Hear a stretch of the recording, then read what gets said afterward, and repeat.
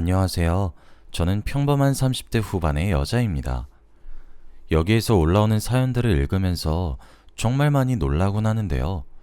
제가 겪었던 일이 세상에서 제일 소름 돋고 무서운 줄 알았는데 여러분들도 엄청난 인생을 사셨더라고요. 그런데도 저는 아직까지 저에게 일어났었던 일이 가장 무서웠다고 생각합니다. 다들 저의 이야기를 들으시면 화들짝 놀라실 게 분명해요. 저는 어렸을 때 아주 화목한 집에서 자라왔습니다. 부모님이 두 분 다 유하신 성격이었고 저는 외동딸이었기에 부모님의 사랑을 몽땅 받으면서 자라왔죠. 그러다 보니 제가 딱히 사고를 치지 않으면 저희 집안에 큰 소리가 날 일은 없었습니다. 부모님도 저를 많이 아껴주셨고 제가 하고 싶은 건 다 하게 해주셨어요. 그리고 두 분이 금슬이 아주 좋았습니다. 제가 옆에서 보면서 좋은 영향을 많이 받았죠. 부모님의 모습을 보면서 제가 얼른 이런 부부가 되고 싶다는 생각도 하게 되었습니다. 그래서 저는 어릴 적부터 얼른 가정을 꾸리고 싶었죠. 대학교를 졸업하고 직장에 들어가 남자를 만나게 되었습니다. 소개팅으로 만난 남자였는데 공무원 일을 하고 있었죠. 저는 남자의 직업이나 재력보다는 사람의 성품을 먼저 보았기 때문에 공무원이라는 직업을 들었을 때 굉장히 마음에 들었어요. 그리고 상대 남자는 얼굴도 잘생겼었고 매너까지 좋았죠. 다행히도 둘 다 마음이 맞아서 그날부터 만나기로 했습니다. 저희는 연애를 얼마 하지 않았지만 정말 운명의 상대를 만난 것 같았어요. 하루하루가 행복했고 하늘이 이어준 인연이라고 생각될 만큼 잘 맞았죠. 사소한 거 하나하나까지 너무 정확히 맞으니까 쌍둥이가 아닐까 싶었습니다. 이런 날이 매일 반복되다 보니 자연스럽게 결혼 이야기도 오갔던 것 같아요. 남자친구는 되게 담백하게 저에게 청혼을 했고 저는 당연히 받아주었습니다. 그런데 저희 집에 자주 놀러왔던 남자친구에 비해 저는 한 번도 남자친구 부모님을 뵌 적이 없어요. 그래서 정보도 없고 혹시라도 저를 싫어하시면 어쩌나 싶었습니다. 남자친구가 저희 집에 올 때마다 꼭 하는 말이 있어요. 나도 너희 부모님 같은 부모님이 있었으면 좋겠다. 저는 워낙 화목하고 부모의 사랑을 많이 받고 자라서 그런지 가족에 대한 정이 깊어요. 그런데 남자친구는 저에게 한 번도 부모님에 대한 이야기를 한 적도 없고 그닥 부모님과 친하지 않다고 하더라고요. 자세히 들어보니 가끔씩은 친아들이 맞는지 의심스러울 정도라고 합니다. 저는 어떻게 부모가 그럴 수 있냐며 남자친구의 말을 장난으로 넘겼어요. 그리고 저는 제 두 눈으로 확인하기 위해 처음으로 남자친구네 집으로 가서 인사를 드렸습니다. 하지만 제가 생각했던 것보다 훨씬 더 남자친구와 친하지 않은 것 같더라고요. 제가 인사를 드리러 가서 직업과 부모님이 뭘 하시는지 이것저것 물어보시길래 답했습니다. 그런데 갑자기 한숨을 푹 쉬시더라고요. 그러면서 장손이면 집안에 뭐라도 도움이 되는 짓을 해야지. 에휴, 이라는 말을 작게 하셨습니다. 저는 무슨 뜻인가 싶어서 이해가 안 되었다는 표정을 짓고 있었는데 그때 남자친구네 부모님이 남자친구 보고 할 말이 있다며 잠깐 방으로 들어오라고 했죠. 그리고 저는 거실에 혼자 남아 그들을 기다렸는데 방 안에서 이야기하고 있는 소리가 다 들려버렸습니다. 너 진짜 미쳤니? 공무원 한다고 했을 때 엄마 아빠가 뭐라고 했어? 공무원 반대는 안 하겠지만 결혼할 여자는 돈 많은 여자로 데려오라고 했잖아. 너 진짜 집안 거덜낼 생각이니? 엄마 아빠 생각은 안 해. 너 왜 이렇게 이기적이야? 밖에서 그 말을 듣는데 정말 눈물이 났습니다. 제가 부족한 건 알았지만 그래도 어디 가서 직업으로 꿀려본 적은 없거든요. 또래에 비해서 돈도 많이 벌어주고 주위에서 부러움도 많이 사는 사람이었습니다. 그런데 남자친구네 부모님은 자신의 아들이 돈 많은 여자를 데려오길 원했나 보더군요. 남자친구는 그 말을 제가 다 들었을 것을 예상했는지 방문을 열고 나와 제 손목을 끌고 집 밖으로 나갔습니다. 그리고 울고 있는 저에게 미안하다고 사과를 하더군요. 솔직히 그때까지 남자친구가 부모님의 말을 듣고 결혼을 포기하자고 할 줄 알았습니다. 드라마에서만 보던 집안의 반대로 헤어진다는 게 이런 건가 싶었죠. 그런데 남자친구는 예상외의 말을 꺼냈습니다. 우리 부모님 말 다 무시하고 그냥 우리끼리 잘 살자. 결혼해, 우리. 저는 남자친구만 믿었고 남자친구네 부모님이 극구 반대를 해도 저희는 고집대로 했습니다. 다행히도 저희 집 부모님은 결혼을 너무 축하해 주셨기에 너무 힘들지는 않았어요. 제대로 된 결혼식을 올리진 못했지만 그래도 혼인신고를 할 때는 날아갈 듯 기뻤습니다. 둘이서 소박하게 결혼식을 올리고 정식적인 부부가 되었어요. 그리고 둘이서 분가를 하며 살게 되었습니다. 저와 남편은 돈이 부족하긴 했지만 그래도 행복했어요. 시작부터 지원받은 거 하나도 없이 오로지 저희 돈으로 시작을 해서 가난하긴 했죠. 그래서 이 사람과 부부가 되어 안정적인 생활을 한다는 것 하나만으로 좋았습니다. 그런데 결혼을 하고 나서 시댁의 인연은 끊지 않았어요. 저와 남편은 계속해서 지금이라도 시부모님의 마음을 돌리기 위해 정말 노력했습니다. 특히 남편이 정말 힘들어했어요.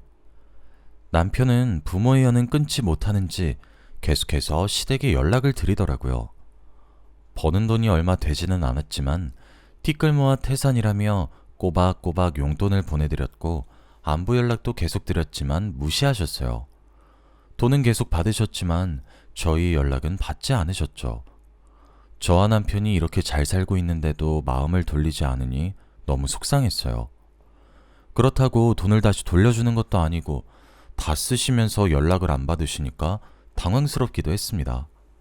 저희가 시댁 때문에 마음고생도 하고 힘들어하는 것을 아니까 친정 부모님께서 많이 도와주셨어요. 연락도 2배로 많이 해주시고 자주 찾아오셨거든요. 그리고 남편한테 장모님, 장인어른 그 이상으로 대해주었습니다.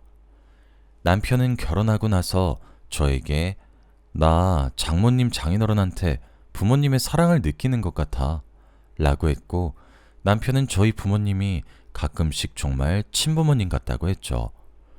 저도 남편이 저희 부모님 덕분에 평생 받지 못했던 부모의 사랑을 받는 느낌이 들었다는 게 너무 다행이라고 생각했습니다.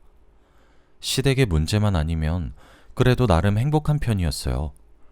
저희가 다른 부부에 비해서 대출도 하지 않았고 저축도 꽤 많이 하는 편이라 돈도 금방 모였고 부부의 금슬도 좋았으니 남부러울 거 없었죠. 이 사람과 평생 함께 할 수 있다는 거 하나만으로 하루하루를 살아가는 원동력이 되었습니다. 저희는 오랫동안 행복할 줄 알았고 아무런 일이 안 생길 줄 알았어요. 그런데 역시 사람은 방심을 하면 안 되나 봅니다. 저희 부부는 항상 저녁밥을 같이 먹어요. 퇴근 시간도 비슷하고 집에 먼저 도착한 사람이 저녁밥을 준비합니다. 그런데 그날은 제가 남편보다 일찍 퇴근을 하고 집에 도착했고 저녁 준비를 했죠. 준비를 하면서도 남편이 이쯤 되면 집에 올 시간이 되었는데 올 기미가 안 보이더라고요. 연락을 해도 전혀 받지 않았고 저녁 식사를 다 차리고 식탁에 앉아서 기다리는데도 오지 않았죠. 수십 통의 전화와 문자를 해도 답장이 없으니 답답했습니다. 그렇게 해가 졌고 저는 화가 나서 밥을 먹지도 않았어요. 끝까지 식탁에 앉아 남편을 기다리는데 전화가 오더군요. 남편인가 싶어서 급히 받아보니 모르는 사람이었습니다. 전화기 너머로 그 사람은 지금 남편분이 많이 다치셨거든요? 지금 당장 병원으로 오세요? 라고 했죠. 순간 심장이 미칠 듯이 빨리 뛰었고 신발도 제대로 못 신은 채 병원으로 갔습니다. 그리고 병원에 도착했더니 남편은 수술 중이었고 간호사에게 제대로 된 이야기를 들어보니 교통사고라고 했죠. 버스를 타고 오다가 큰 화물 트럭에 부딪히는 사고가 발생해서 오중 추돌 사고가 일어났다고 합니다. 저는 울면서 수술실 밖에서 남편을 기다렸죠. 그리고 연락을 받고 시부모님이 오셨습니다. 수술실 앞에서 울고 있는 저를 보자마자 시어머니가 제 뺨을 내리치셨어요. 저는 운채로 뺨까지 맞으니까 현실 분간이 되지 않더라군요. 이게 무슨 상황인가 싶으면서 머릿속이 온통 멍해졌습니다. 그러면서 시어머니는 우리 아들 몸 조금이라도 망가지면 다 네 탓이야! 라고 했죠. 그리고 한 대 더 때리시려고 하는 걸 시아버지가 막아주셨습니다. 저는 아무 말도 하지 못했고 멍하니 상황 파악만 하고 있었죠. 수술이 끝날 때까지 저와 시부모님은 한마디도 나누지 않았고 냉전 상태로 묵묵히 의사 선생님이 나올 때까지 기다렸습니다.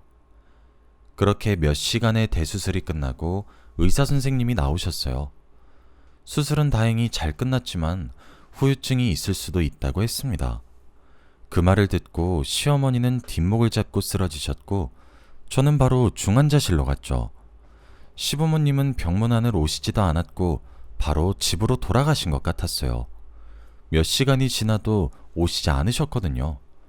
그리고 얼마 뒤 저희 부모님이 오셨습니다. 남편이 일어날 때까지 병실에 있어 주시면서 걱정을 해주셨고 드디어 남편이 눈을 떴죠. 남편이 눈을 떴을 때 자신의 부모님이 아니라 저희 가족이 있으니 놀라는 것 같았습니다. 그리고 고맙다고 울기 시작했죠. 남편은 저에게 돈을 벌어도 모자랄 판에 사고까지 나서 돈 나가게 해서 미안하다고 했고 저는 무슨 그런 말을 하냐며 혼을 냈죠. 다행히도 남편은 몸이 괜찮아 보였지만 딱 한 가지 좋지 않았습니다. 의사 선생님께서 말한 후유증이 있었거든요. 바로 신장이 좋지 않아졌습니다. 검진을 받아보니 소변 장애가 있어서 병원에서 주기적으로 치료를 받아야 한다고 하더라고요. 약도 꼬박꼬박 먹어야 하고 한 달에 한 번은 꼭 병원으로 와야 한다고 했죠. 의사 선생님은 교통사고가 크게 났는데 살아계신 것도 대단하다고 해주셨습니다. 남편과 저는 슬퍼하지 않았고 지금 주어진 상황에 만족하기로 했어요. 그리고 남편이 병원을 갈 때마다 제가 늘 같이 가주었고 남편도 어느 정도 적응을 했죠. 남편이 신장이 좋지 않아서 병원을 자주 들리다 보니 확실히 돈이 부족했습니다. 예상치 못한 지출이었기에 부담되지 않았다고 하면 거짓말이겠죠. 저희의 경제적인 상황을 저희 부모님이 아셨는지 도와주겠다고 했습니다. 하지만 저희는 절대 부모님의 도움을 받고 싶지 않았고 저희 힘으로 이겨내고 싶었어요. 그래서 일절 돈을 받지 않았습니다. 저희의 고집을 꺾기 힘드셨는지 시부모님에게 따로 연락을 하셨나 봐요. 김서방이 아프니 넷이서라도 아이들에게 용돈을 주자고 하면서 말이죠. 저희가 시부모님에게 남편의 신장이 좋지 않다는 걸 말하지 않았어요. 그런데 저희 부모님의 연락을 받고 남편이 좋지 않다는 걸 아셨고 결국 집으로 찾아오셨습니다. 정말 오랜만에 뵙는 시부모님은 저를 보시자마자 손바닥으로 저를 마구 때리셨어요. 너랑 결혼해서 다 망했어. 너만 아니었으면 우리 아들 신장 망가질 일 없었다고. 당장 물어내! 이 말을 하면서 저를 때리셨고 저는 울면서 맞을 수밖에 없었습니다. 제가 죄책감을 느껴야 하는 건가요? 저와 상관없이 교통사고가 난 건데 이렇게까지 제 탓을 하시니 억울했습니다. 결국 남편이 말려주어서 상황이 끝났어요. 도대체 왜 이렇게까지 남편의 몸에 집착을 하시는지 알 수 없었습니다. 남편은 시부모님을 저희 집에서 내쫓았고 저는 펑펑 울면서 시부모님이 왜 저러시는지 모르겠다고 했죠. 남편도 원래 자기한테 관심이 없으신 분들인데 이렇게까지 집착을 하시는 건 처음이라고 했어요. 둘 다 의문을 가졌고 그냥 단순히 부모라서 자식 걱정을 하시는 줄 알았습니다. 시부모님을 내쫓고 마음에 조금 걸려서 며칠 뒤 저희가 사과를 드리러 찾아뵙기로 했어요. 남편은 원래 살던 집이니까 비밀번호를 알고 있었고 시부모님은 저희의 연락을 받지 않으시니 연락도 없이 찾아갔죠. 시댁에 들어가니 아무도 안 계시더라고요. 잠깐 밖에 나가셨나 싶어서 남편이랑 같이 기다리기로 했습니다. 남편은 오랜만에 자기 집에 와서 반가웠는지 이리저리 둘러보고 있었어요. 안방에도 들어갔다가 자기 방에도 들어갔다가 하면서 말이죠. 그리고 몇 분 뒤 갑자기 안방에서 쿵 하는 소리가 들렸습니다. 저는 너무 놀라서 안방으로 달려갔고 남편은 쓰러져 있었어요. 남편의 손에는 서류가 쥐어져 있었는데 그 서류가 뭔지 확인할 틈도 없었고 저는 바로 신고를 했죠. 얼마 뒤 구급차가 와서 남편을 후송시켰고 남편의 손에 쥐어진 서류는 급하게 제 가방에 넣었습니다. 남편은 심장마비가 왔었고 생사가 오가는 상황이었어요. 긴급하게 수술을 했고 저는 또다시 수술실 앞에서 울면서 남편을 기다렸습니다. 그리고 시부모님이 오셔서 다시 저를 혼내셨죠. 저는 제정신이 아니었기에 대꾸할 힘도 없었습니다. 그런데 제 앞에서 두 분이서 조용히 속삭이시더라고요. 제가 아무 생각을 하지 않는 줄 아셨는지 저에게 대화 소리가 조금씩 들렸습니다. 아이씨, 며느리 때문에 다 망했네. 돈 많이 쳐준다고 했는데 신장도 망가지고 심장도 수술 중이고 며느리 때문에 우리 돈 몇 푼이 날라간 거야. 그 말을 듣는데 저는 도저히 이해가 되지 않았습니다. 오로지 머릿속에는 남편이 제발 목숨이라도 살아서 나오길 바라고 있어서 대화를 듣기만 하고 깊은 생각은 하지 않았던 것 같아요. 그때 의사 선생님이 나오셨는데 표정이 좋지 않았습니다. 목숨을 살리긴 했지만 지금 생사로 오가는 상황이라 더 지켜봐야 한다고 했죠. 저는 정말로 미친 듯이 눈물이 났고 남편이 이대로 가다 죽는 건 아닌가 싶었습니다. 시부모님은 의사의 말을 듣고 저를 다시 때리기 시작했고 시부모님을 막았던 건 의사 선생님이었습니다. 의사 선생님도 막다가 같이 맞으셨고 네가 옆에 있으니까 우리 아들 몸이 다 망가지잖아. 그러니까 어른들이 결혼하지 말라고 했을 때 하지 말았어야지. 이 말을 내뱉고 사라지셨고 의사 선생님께 죄송하다고 사과를 드렸습니다. 그리고 저는 남편의 병실에서 열심히 간병을 했어요. 몸도 제대로 못 움직이고 말도 제대로 못하는 남편을 보는데 정말 가슴이 미어졌습니다. 저 혼자 있었으면 감당하기 힘들었을 텐데 다행히도 친정부모님이 늘 옆에 있어 주어서 한결 나았죠. 그리고 제가 새벽에 부모님을 보내고 저 혼자 남편을 간병하고 있었습니다. 남편 옆에서 저도 모르게 잠이 들었죠. 그런데 갑자기 뒤에서 누군가 속닥속닥 이야기를 하고 있더라고요. 옆자리 사람인가 싶었지만 목소리가 익숙했어요. 저는 두 눈을 감고 두 사람의 이야기를 몰래 들었습니다. 그런데 대화 내용이 정말 충격적이었어요. 이제 얘 몸에서 쓸 수 있는 게 없어. 우리한테 도움이 되는 게 하나도 없어 진짜. 그러니까 내가 처음부터 귀여운 딸로 데리고 오자고 했잖아.